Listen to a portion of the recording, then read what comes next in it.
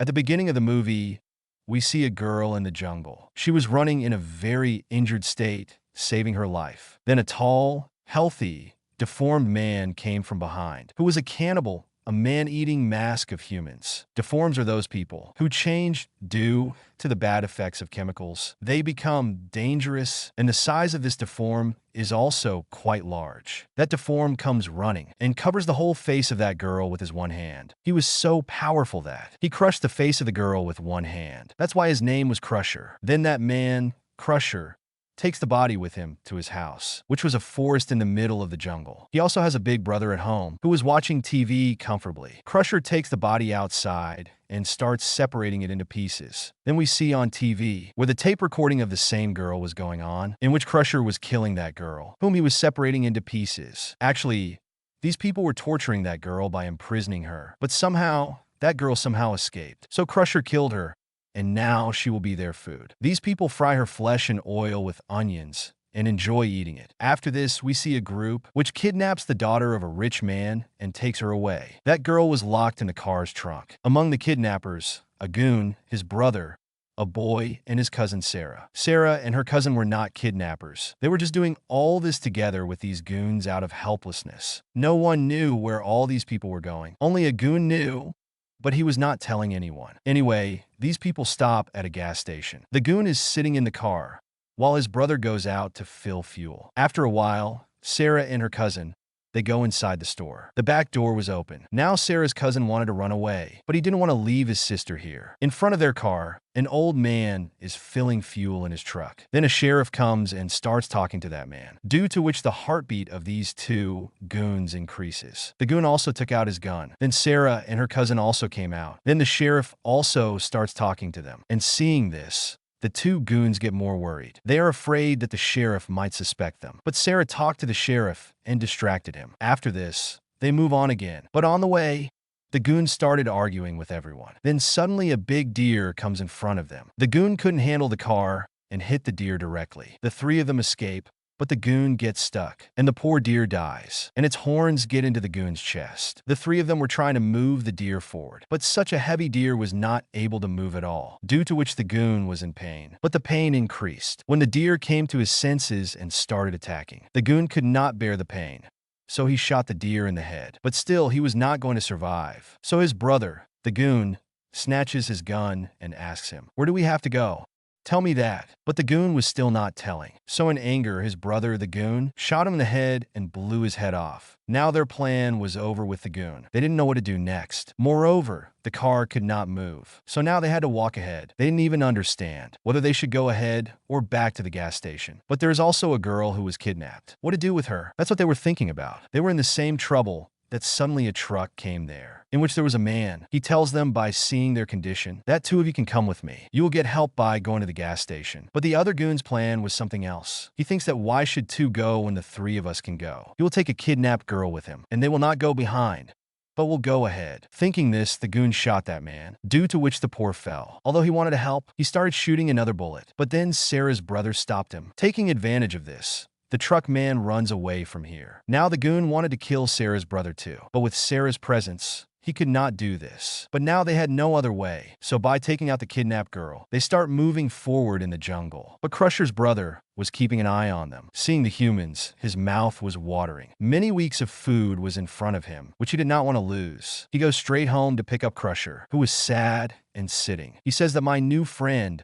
whom he had killed, she too had left me and ran away, saving her life. His brother says that new friends have come. Let's go fast. So he too picks up the handcuffs like shackles and leaves. Now while driving the truck, that man died, who was helping them because he had been shot. A lot of blood had been bled. As soon as his car stopped on the side, the old man sees him and immediately calls Sheriff here. Seeing this, Sheriff finds out that the matter is serious because he was shot. When the news comes on the radio that for kidnappers are kidnapping a girl and running, then remembering the faces of those four, Sheriff believes that they are the same four people which they saw in the morning. Then Sheriff calls more police. Then he himself goes ahead to check. In the meantime, Sarah's brother was taking care of that kidnapped girl, whose name was Ash, and Crusher was also following them. But the goon was fed up with all this. He wanted to kill Sarah's brother too. But before shooting him, someone else shot the goon, and this was Crusher's brother. As soon as he comes, Sarah starts the drama. That he was a bad man who was going to kidnap us, save us. Sometimes this, sometimes that. But no such drama affects Crusher's brother. Sarah's brother also came forward. But before saying anything, Crusher's brother puts a gun on his face and shuts his mouth. He takes both of them to his car by putting chains on them. They were surprised at why he had brought them to the car. Actually, Crusher's brother wanted the head of the deer. How could he leave such delicious food? And he left Ash behind so that Crusher could have a friendship with her. But Crusher hits her with a hand and makes her unconscious. There, Crusher's brother was getting the deer's head removed from Sarah's brother. Then both the sister and the brother take out his head. But when it was time to take the head, Sarah's brother asked, "Don't you want meat?" Which Crusher's brother tells them, "We don't eat animals." Sarah's brother thought, maybe he is a vegetarian who eats vegetables. But he didn't hear properly that we don't eat the meat of animals. That is, the cannibals who eat humans. By then, Crusher had reached home with Ash, and he goes out after smelling her. Then we come to know Ash was also pretending to be unconscious. But as soon as she ran to save her life, colliding with things, she really becomes unconscious. In the meantime, Crusher's brother also brought both of them, and seeing Crusher, their condition gets worse. They put the deer's head in the shed and tell Sarah to smile. Then she did this, and she made a fake smile. Meanwhile,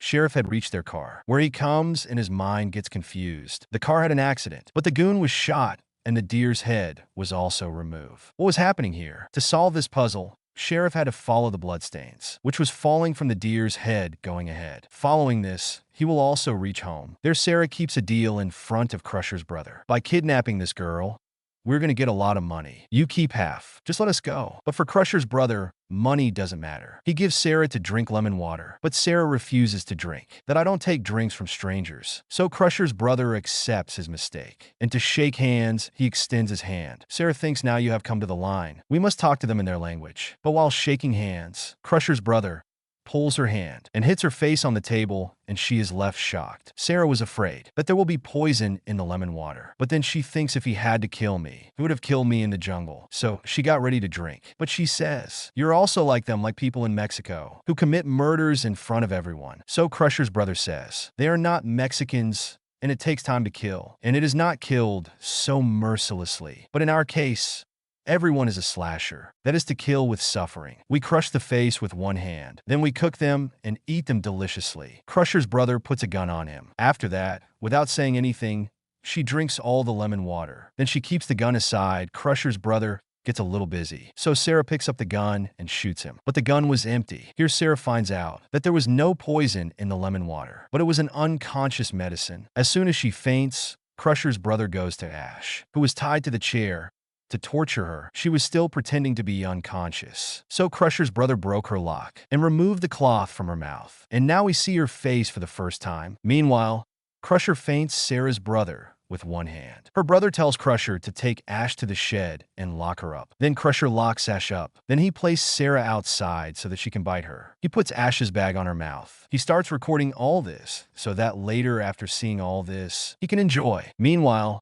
Crusher takes Sarah's brother inside and ties him to the chair. Crusher's brother brings Sarah to consciousness. And then in front of the camera, she starts screaming. After hearing her screams, Ash thinks, "Why don't I remove the rope of my hands from the horns of the deer?" Crusher's brother bites Sarah a little and brought his camera to her brother. Sarah's brother asks, "Where is Sarah?" So Crusher's brother says she is hung outside. Meanwhile, Ash removes the rope of her hands, and then she gets free from the shackles of her feet. Inside, Crusher's brother also started torturing Sarah's brother. He starts having cuts on his body. Ash had two options: either she runs away or do something. But she didn't run away, comes inside, and takes a shotgun. She fills it with bullets and puts 2 bullets in her pocket. Crusher's brother lightly burns Sarah's brother's wounds so that his blood doesn't flow. Then Ash comes inside, and first of all, she shoots Crusher. Then she takes Crusher's brother to the gunpoint, and she frees Sarah's brother. But she got Crusher's brother imprisoned in the shackles by Sarah's brother. After which she comes out with the 3 of them. She wasn't killing Crusher's brother because he will take them to the road. Sarah's brother puts her down and saw that she is still alive. He put Sarah's clothes on, and then they ran after Crusher's brother. Although both of them were in pain, but they had to walk. Ash pointed a gun at the 3 of them because both of them were not her friends. They were his kidnappers. All 3 were equal to her, but Crusher's brother was the great danger. While walking, Crusher's brother caught Sarah's brother. Sarah's brother was telling Ash to shoot, but when she didn't shoot, so Crusher's brother broke his neck and killed Sarah's brother. Ash was still not shooting. Then Sarah took the gun from Ash's hand and shot Crusher's brother. Now, because the gun was in Sarah's hand, Ash became a slave again. She had taken Ash to the gunpoint. Then someone shot Sarah's head that was Sheriff. Sheriff thought that Sarah would kill Ash, so he killed her. Sheriff investigates Ash and asks her to take him to their house. I will investigate the core of this matter, and then I will go back. After coming home, he saw that Crusher was not there. Ash knew that Noe would die. She began to run, but Sheriff put her with handcuffs. Then he went out where Crusher had crushed his face with his hand. Then he begins to chop him into pieces. Till then, Ash begins to open her handcuffs. Crusher cuts the hands and feet of Sheriff and begins to fly them into the air. Ash begins to go out after taking a big knife. Crusher's brother came and took her at gunpoint. But Ash soon puts the knife in his forehead. Before dying, he screams and calls Crusher. Crusher came and Ash shot him again. Then she picked 2 or 3 bullets and ran away. Crusher was also behind her. The good thing was that Crusher got weak after being hit with the guns, and he was walking slowly. Taking advantage of this, Ash runs towards the road, where the police also came. Before going to the road,